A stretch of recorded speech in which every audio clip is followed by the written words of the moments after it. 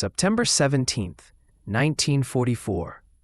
A thin layer of cloud drifted over occupied Holland, and below it, the land looked strangely peaceful. Patchworks of green fields and narrow canals glinting in the morning sun. At 10,000 feet, Flight Lieutenant James Hargreaves knew that peace was an illusion. His Spitfire Mark IX roared low over the countryside, the engine straining as tracer rounds streaked past his canopy. The radio crackled with static, garbled voices shouting warnings. Flak, 12 o'clock, brake left. Then a deafening crack tore through the fuselage. A 20mm shell exploded near the right wing root. The cockpit filled with smoke and the aircraft lurched violently. Hargreaves had only seconds to decide. He pulled the canopy release, the rushing wind tearing away his headset. He gripped the ripcord, counted 1, 2, and yanked. The parachute snapped open with a brutal jolt.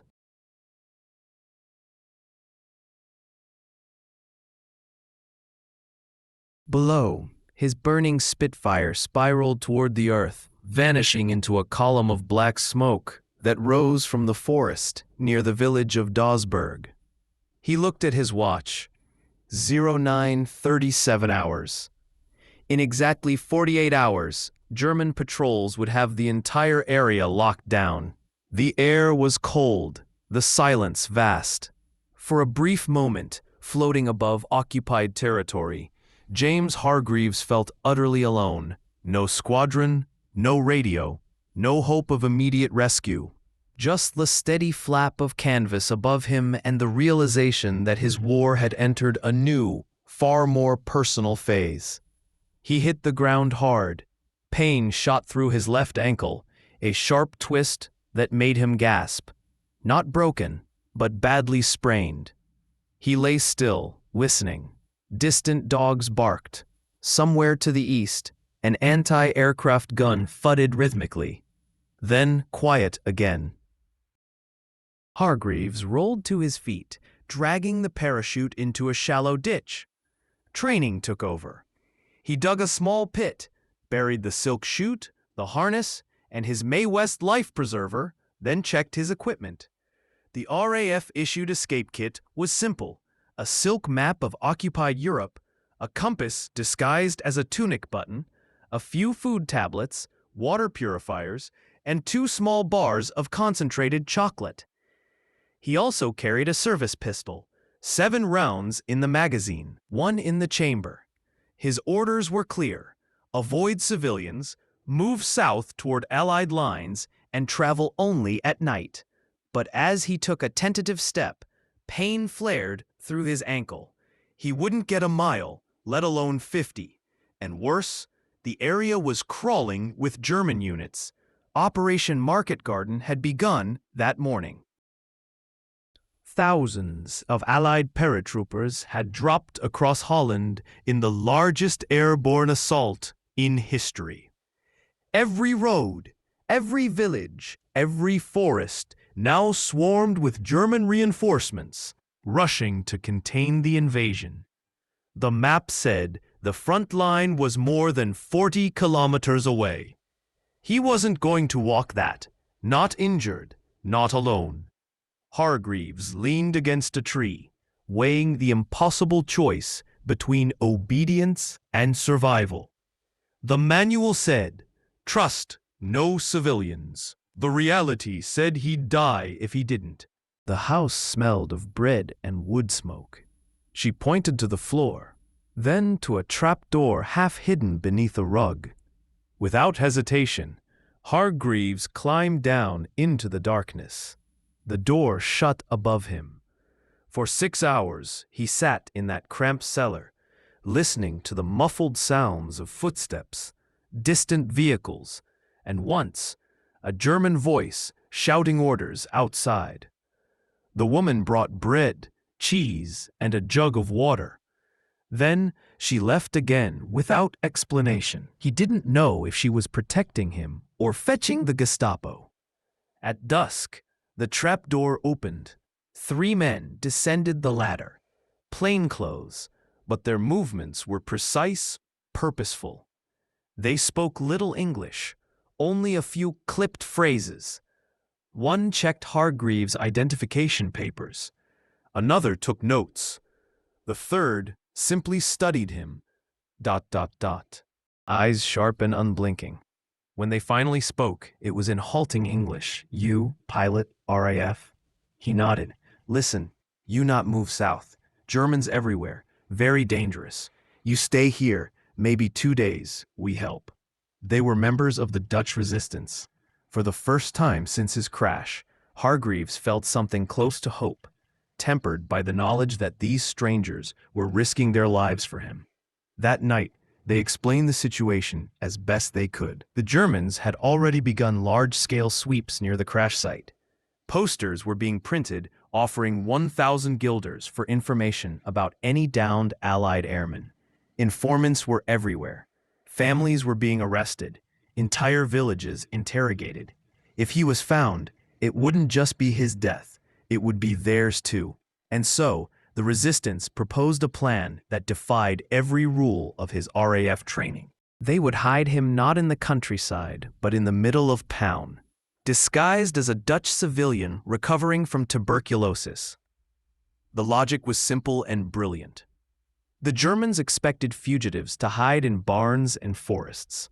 They almost never searched city centers except under direct intelligence. The safest place to disappear was in plain sight, among them. A local doctor would forge new identity papers.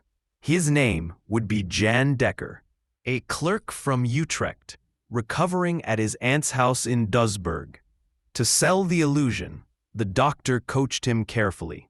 How to move, how to breathe like a man with lung disease, shallow, weary, occasionally coughing, how to mumble in Dutch without revealing an English accent.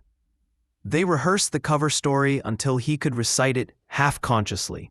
Naam Jan Dekker, Klerk uit Utrecht, kom naar Duisburg voor herstel. On the evening of September 18th, roughly 30 hours after he'd ejected, 2 resistance guides arrived with civilian clothing and a cane. They waited for sunset. Then they moved. The Straits of Duisburg glowed faintly under blackout conditions. Shutters drawn, lights dimmed, the occasional shadow of a German patrol crossing a side street.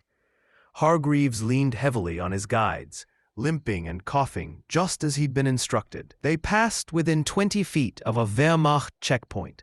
One of the guards looked up, noticed the trio, and waved them through without comment. The act had worked. The safe house was a modest building with a tailor's shop on the ground floor. The owner, Margaretha van den Berg, was a widow. Her husband had been executed a year earlier for aiding the resistance. Now she lived alone, sewing German uniforms for the same soldiers who had killed him. Her shop was a mask, behind a false wall in the attic, accessible only through a hidden panel in a closet, was a small room, 8 by 10 feet, barely large enough for a bed, a chair, and a chamber pot. The window was sealed with blackout curtains. This would be Hargreaves' world. Margaretha showed him the hiding place herself, her expression calm, but her hands trembling slightly. She spoke in soft Dutch, too quick for him to fully follow, but her tone was clear enough. Stay quiet, stay alive. Every morning she brought him bread and weak tea. Every evening, a little soup or potatoes. During the day, he was forbidden to move. The slightest sound might be heard in the shop below. Hours passed like whole days. He listened to her voice downstairs, chatting with customers, laughing politely with German soldiers who came for repairs. He heard boots on the stairs more than once, holding his breath as they thudded past. Once, a soldier lingered directly beneath him, complaining about how the Allies were trapped like rats at Arnhem. Another time, Hargreaves heard the unmistakable clink of metal, the sound of a rifle butt tapping along a wall as soldiers searched for hollow spaces. He sat frozen, his heart hammering, every nerve screaming. And then silence. The boots receded, the voices faded. He exhaled only when he heard the front door close. For the first time, he realized what the resistance truly faced. Not just danger, but constant proximity to it. The courage wasn't in the firefights or sabotage missions. It was in keeping a straight face while the enemy drank tea in your kitchen. Days turned into weeks. Outside, autumn deepened over Holland. Gray skies, bare trees, the damp chill that crept into every wall. In that narrow attic room, James Hargreaves began to lose all sense of time. He kept a tiny calendar scratched into the wood beside his bed, just faint lines carved with a sewing needle. It was the only thing reminding him that the war still moved somewhere beyond those walls. He could hear it faintly, always in the distance. The heavy rumble of artillery from the south, the dull thunder of Allied bombers overhead, the faint siren of air raid warnings.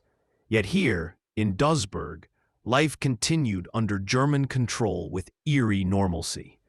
Children walked to school, bicycles rattled over cobblestones.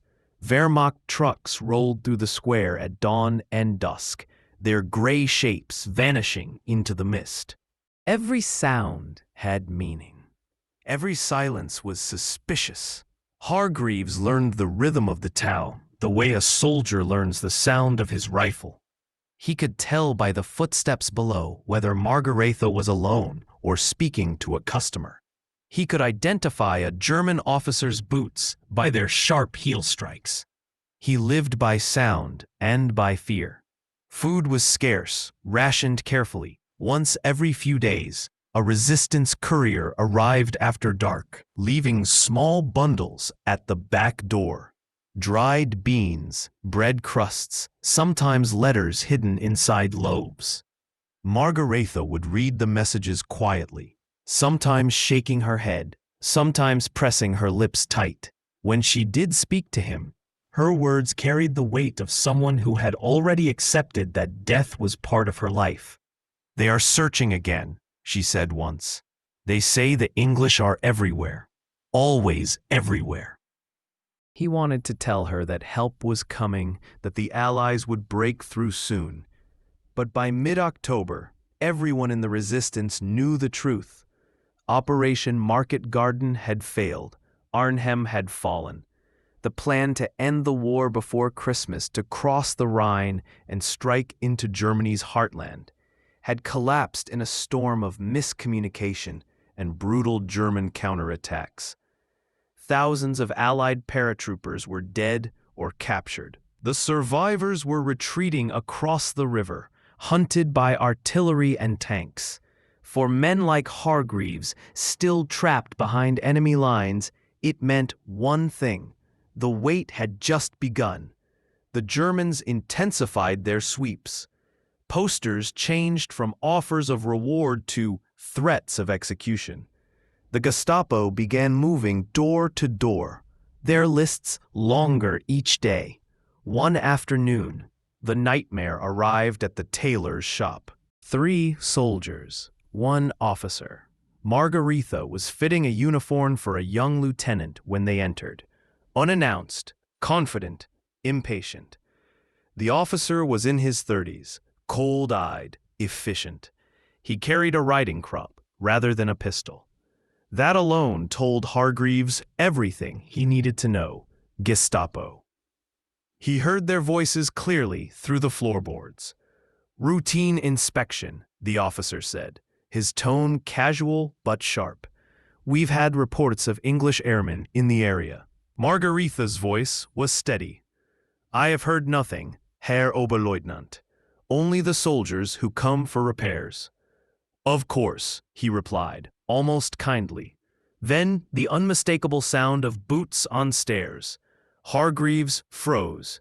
He pressed himself against the back wall, praying the false panel looked as seamless as it had yesterday. The footsteps grew louder. Wood creaked under their weight. The Gestapo officer moved slowly, methodically. He was searching by instinct, not by order. The kind of man who enjoyed the tension of silence. "Strange place," he murmured. "Old house." He tapped the wall with the tip of his crop. Once, twice, then again. The hollow echo rang like thunder in Hargreaves' chest. Margaretha spoke faintly from below. "It's very old, Herr Oberleutnant. The boards swell when it rains." A pause. Then, laughter. The officers, short and amused. "You sew well, Frau Vandenberg," he said finally. "Perhaps too well. You should come by the barracks. We always need uniforms repaired." The boots retreated down the stairs. The sound of the door closing was the sweetest thing Hargreaves had ever heard. After that day, he didn't sleep properly for nearly a week. The fear had a new shape. Duisburg sat along the Isel, a narrow but deep waterway that curved toward the Rhine. Barges moved there constantly, carrying supplies to German units at the front. The resistance had a contact, a ferryman named Peter Voss, who occasionally smuggled weapons and messages beneath crates of coal. If the timing was right, Peter could take Hargreaves to the edge of the river network that led toward the Allied lines near Nijmegen. From there, resistance guides could escort him through the forests to safety. It was a plan made of desperation and luck, but better than none at all. The date was set, December 3rd, 1944.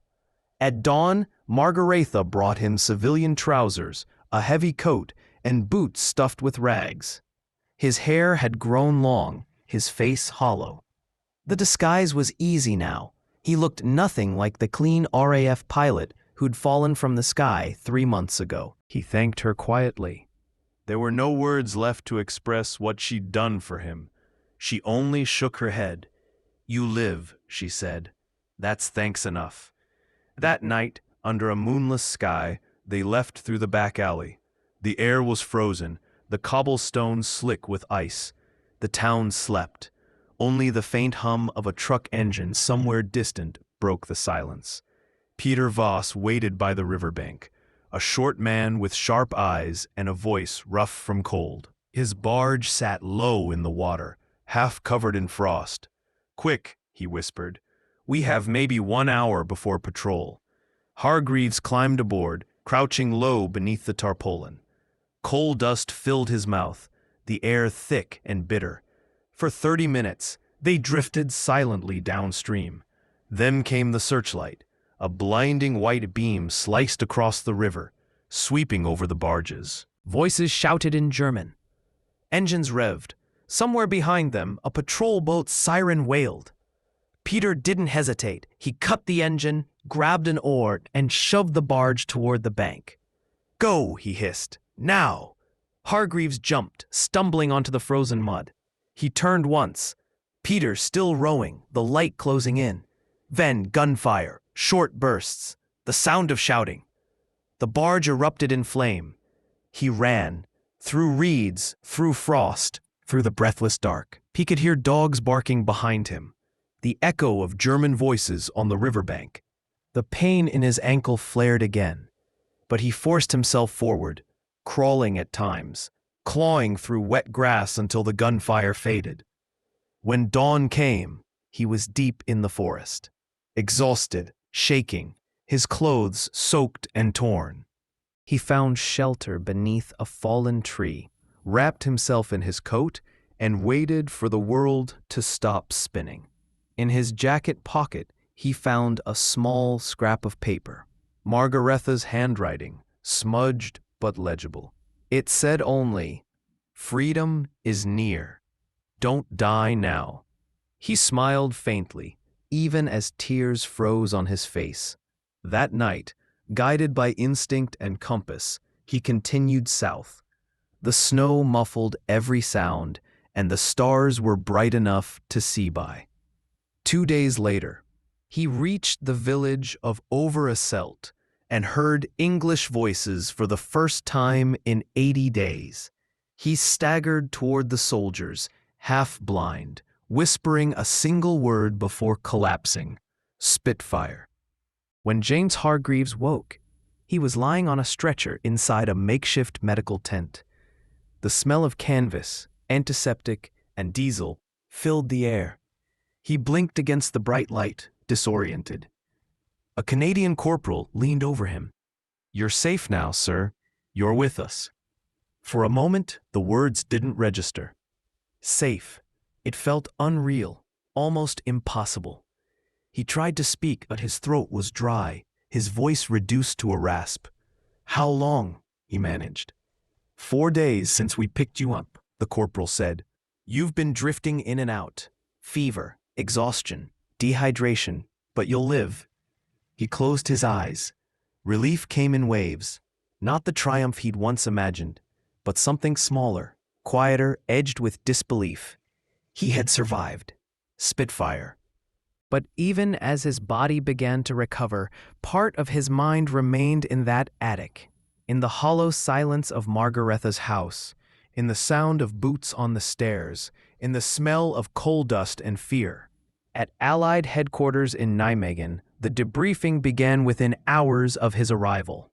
Intelligence officers crowded around a wooden table, notebooks open, questions ready. They weren't there to celebrate his survival. They wanted details, gates, names, routes, enemy positions, the structure of the Dutch resistance.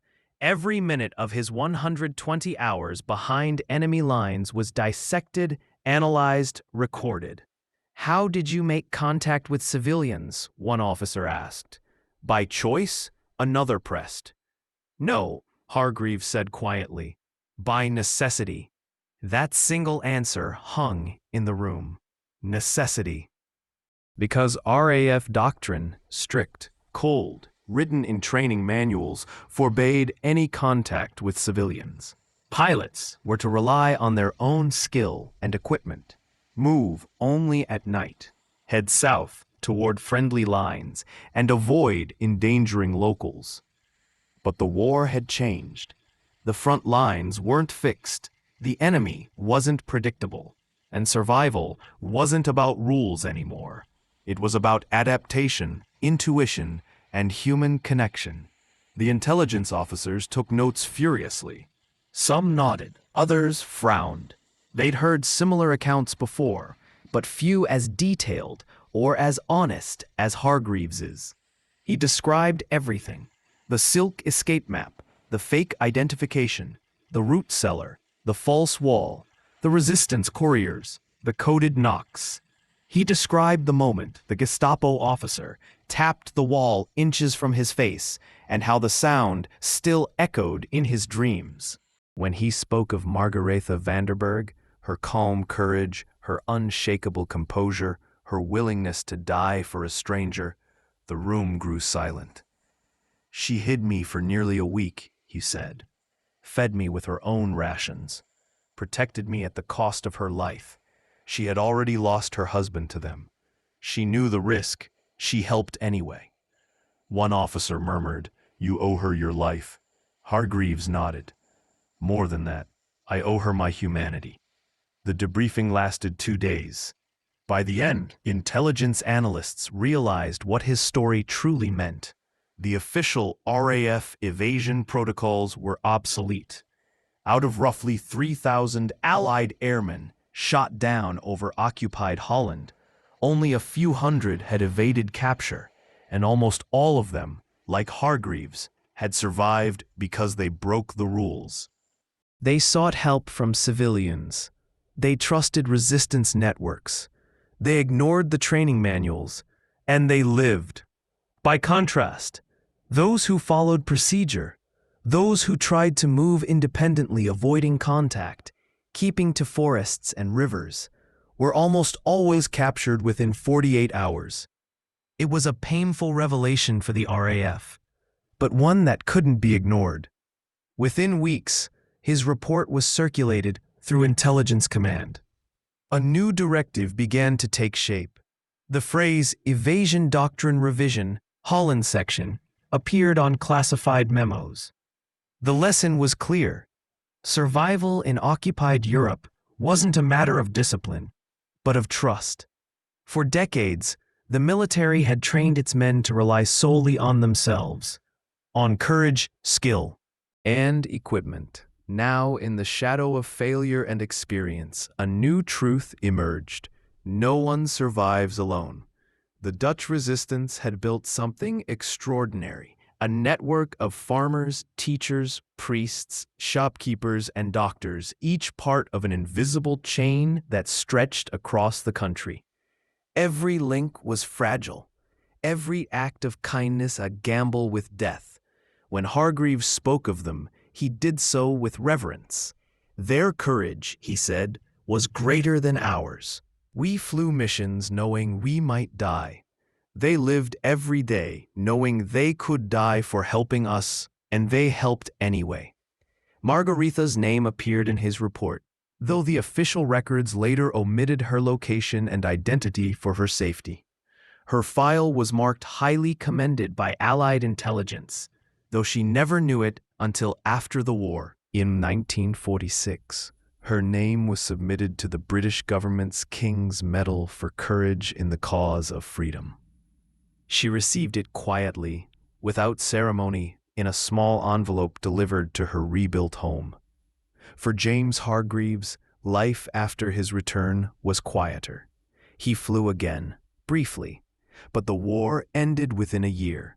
Peace came suddenly, like silence after an explosion. He never forgot the attic, or the smell of bread on the day Margaretha risked everything to save him. When asked later in interviews how he managed to survive, he would always give the same answer: by trusting the right stranger. The irony was not lost on him. That survival in war, a world built on suspicion and orders, depended entirely on an act of faith. Years later, historians analyzing Allied escape and evasion would cite his case as pivotal. It symbolized the transformation of military thinking, from rigid doctrine to adaptive survival. But beneath the strategy and data, there remained something more profound, the quiet moral lesson that courage is not only found in battlefields, but in kitchens, in cellars, in the hearts of those who resist without weapons. Margaretha Vanderburg sheltered 17 airmen during the occupation. She was arrested twice, interrogated, beaten. She never betrayed a name. When asked after the war why she had taken such risks, she simply said, "Because someone had to." Hargreaves visited her once, in 1947. The meeting lasted less than an hour. She was older, thinner, her eyes lined with exhaustion, but her smile was the same. They sat in the small back room of her rebuilt shop, drinking tea. "I never thanked you properly," he said. "You did," she replied. "You lived." When he offered her money, a gesture of gratitude, she refused. "What would I do with it? The world owes us all better things than money." They never met again. But her story, and his, became part of a larger, untold legacy. It revealed that in war, heroism isn't confined to soldiers or pilots or officers.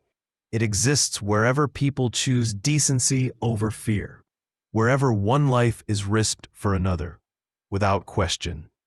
In the final pages of Hargreaves's debriefing file, the intelligence officer who compiled his report added a handwritten note, rare for a military document. It read, "This case demonstrates that survival in hostile territory depends not on protocol, but on trust. The enemy may control the land, but not the conscience." That single sentence, buried in a file now yellowed with age, carried the essence of what happened in those 120 hours above and below occupied Holland. Hargreaves never sought fame. He died in 1972, quietly at home in Lincolnshire. But his story lived on, retold in RAF training briefings, cited in lectures, remembered by the few remaining resistance veterans who had risked everything for men like him. And perhaps, more than anything, his experience gave voice to a truth that still resonates beyond war, that courage is contagious, and that even in humanity's darkest moments, compassion remains the most powerful act of defiance. So when his name appears now in forgotten archives, alongside those of thousands who fell, who vanished, who never came home. It stands as a reminder. Survival was never a solo act. It was a bond, fragile and sacred, forged between strangers under impossible circumstances. The war taught many lessons about strategy and power, but this one, the lesson of trust, was written not in blood, but in kindness. And that, perhaps, was the victory worth remembering. If you found this story moving, consider subscribing to Tales of Valor, where history's forgotten moments are brought to life, one act of courage at a time. New episodes, twice weekly. Decades later, long after the echoes of gunfire had faded and the front lines had become history books, the files remained. Dust-covered reports in the British National Archives, typed on yellowed paper, stamped declassified, sitting in silence among thousands of other forgotten stories. In one of those files, marked Case 412, RAF Hargreaves, there was a single photograph, grainy, black and white, of a young man in a flight jacket, smiling faintly at the camera. Behind him stood his Spitfire, the sunlight reflecting off the metal skin of the aircraft like a promise. Pinned beside that photo was another, a small, formal portrait of a woman. Her hair tied back neatly, her eyes calm, her mouth unsmiling but strong. In the corner, handwritten in fading ink, it read Margaretha Vanderberg, Duisburg, Netherlands, 1944. 2 lives, 2 strangers, bound together by a decision made in the quiet moment between fear and courage. For every James Hargreaves, there were hundreds who never returned. Men whose parachutes opened too late, whose luck ran out before kindness could find them. But those who did survive, who made it home to tell their stories, carried within them the silent weight of others' sacrifices. Pilots, soldiers, civilians, their lives intersected for mere hours. Yet those hours defined lifetimes. That was the paradox of war. It demanded everything, yet offered meaning only in fleeting acts of humanity. In interviews recorded in the 1960s, surviving members of the Dutch resistance spoke about those days. The tension, the fear, the moral clarity that left no room for hesitation. One man, who identified himself only as Jan, described hiding 2 British airmen in a barn for 6 weeks.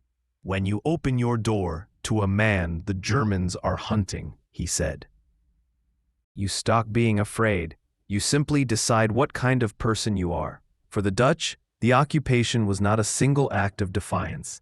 It was endurance, lived minute by minute.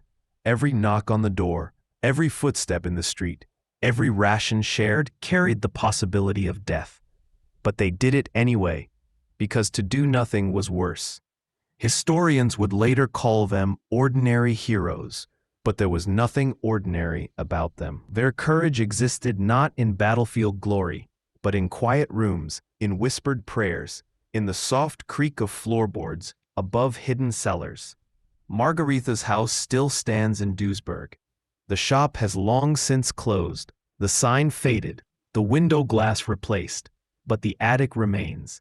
Visitors who climb the narrow staircase can still see the faint outline of the false wall where Hargreaves once waited in silence, holding his breath as German boots thundered below. On the wall, a small plaque reads, "Here in 1944, a British pilot was hidden from the enemy by a Dutch family who risked their lives for freedom." It's a simple sentence, but in its simplicity lies everything that mattered.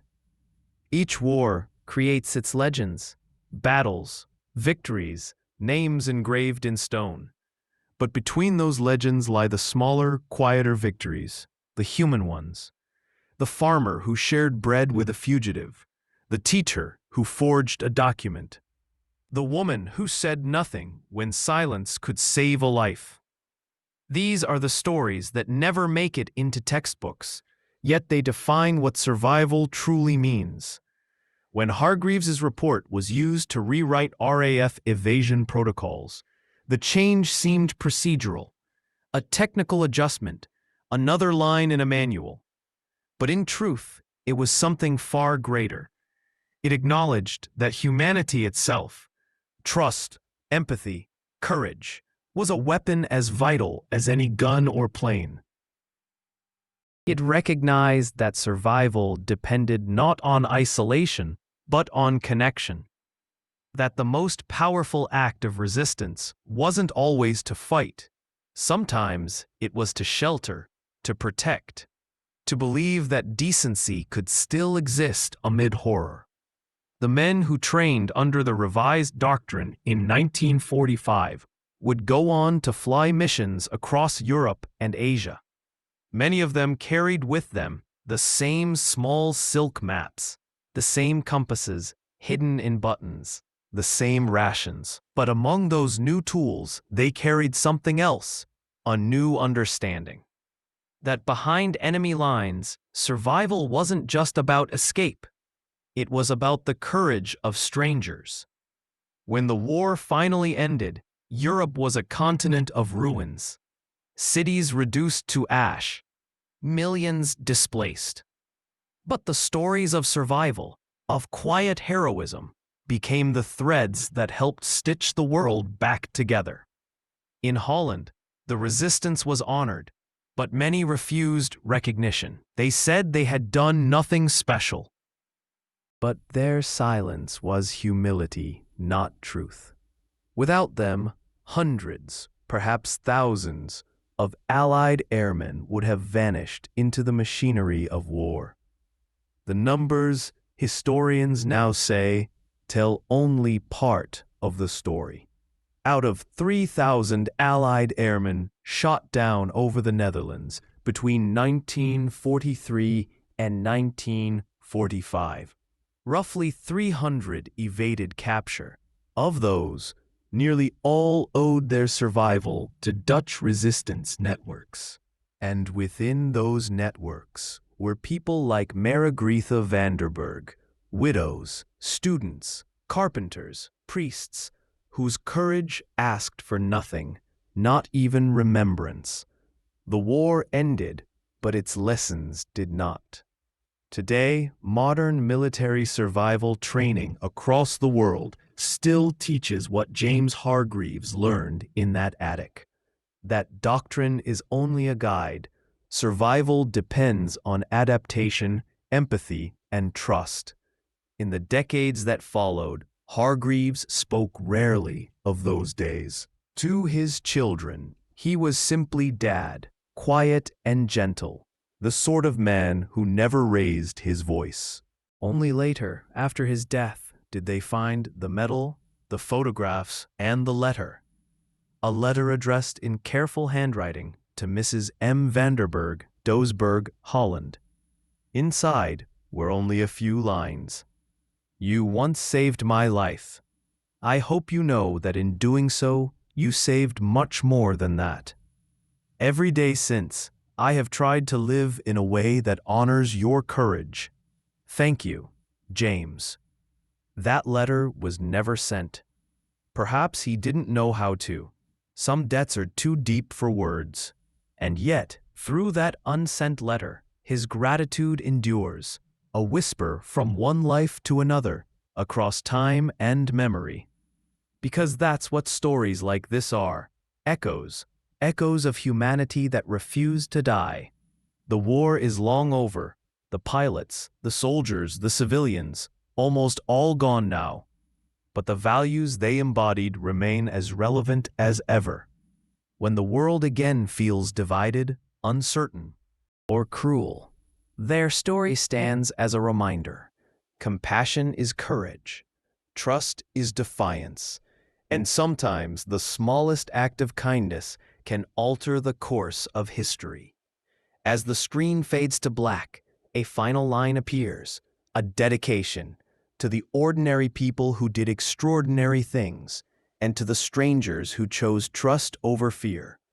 Then, softly, the music swells, the low hum of strings, the echo of a Spitfire engine, fading into distance, as the narrator's final words return, slow and reflective. Survival in war is never a story of one man. It's a story of many, of courage shared, of faith extended, of humanity that refused to surrender. Because even in the darkest places, the light we carry for each other is what saves us. Fade to black. If you found this story meaningful, consider subscribing to Tales of Valor, where forgotten acts of bravery find their voice again. New episodes every week.